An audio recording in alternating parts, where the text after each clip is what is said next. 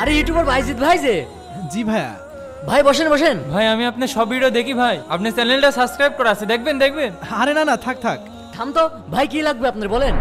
আমাকে এক জোড়া জুতা দেখাও। ভাই দাঁড়ান, আপনার জন্য একটা সুন্দর জুতো দেখাচ্ছি। এটা এই বাজারে সেরা জুতো, আপনার পায়ে ভালো মানাবে। ব্র্যান্ড ভাই ব্র্যান্ড, আপনি যেমন ব্র্যান্ড জিনিসটাও তেমন ব্র্যান্ড। এই তুই আমার কাছে দে ভাই, জিনিসটা চান নিয়ে যা। দাঁড়াও দাঁড়াও, লাগছে না, থাক। আগে তুমি জুতাটা আমার কাছে দাও, আমি একটু দেখি। নেন ভাই।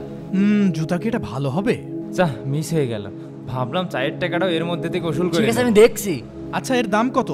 ভাই ব্র্যান্ডের জিনিস তো, এই একদম 3000 টাকা। 3000 টাকা? জি ভাই জি ভাই।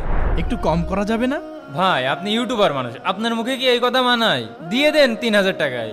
আচ্ছা ঠিক আছে, এটাই পার্সেল করে দাও। এই নে চ্যানেলে প্যাকেট করে দে। ঠিক আছে এক্ষুনি দিচ্ছি। ভাই ভাই এই নেন।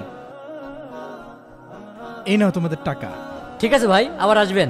হ্যাঁ হ্যাঁ অবশ্যই আবার আসবেন, আবার কিন্তু আসবেন ভাই। যাই হোক, জুতাটা কিন্তু ভালোই হয়েছে। 300 টাকার মালে 2700 টাকাই লাভ। হ্যাঁ হ্যাঁ ভাই ঠিক বলেছে।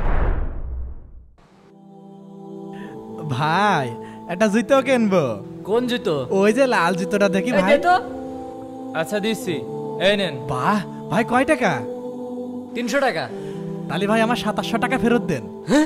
আরে ভাই আপনি, ভাই ভাই, আপনি আপনি- এখানে? আপনাদের লজ্জা করা উচিত। এই 300 টাকার জুতো একটু আগে আমার কাছ থেকে 3000 টাকা নিলেন। ভাই আপনি ইউটিউবার মানুষ, আপনার কাছ থেকে একটু বেশি নিলে কি হয়? আচ্ছা ভাই, যার কাছে একটু টাকা বেশি আছে তাকে ধোকা দিয়ে টাকা বেশি নিলে আল্লাহ তাআলা কি আপনাদের কোনো বিচার করবেন না? আল্লাহর কাঠ গড়ায় কি আপনারা আসামি হবেন না? এই সামান্য কিছু টাকার লোভে আপনাদের হালাল ব্যবসাকে আপনারা হারাম বানাচ্ছেন।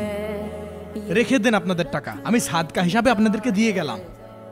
বন্ধুরা, আমার প্রতিবাদ ভালো লাগলে অবশ্যই লাইক করবে।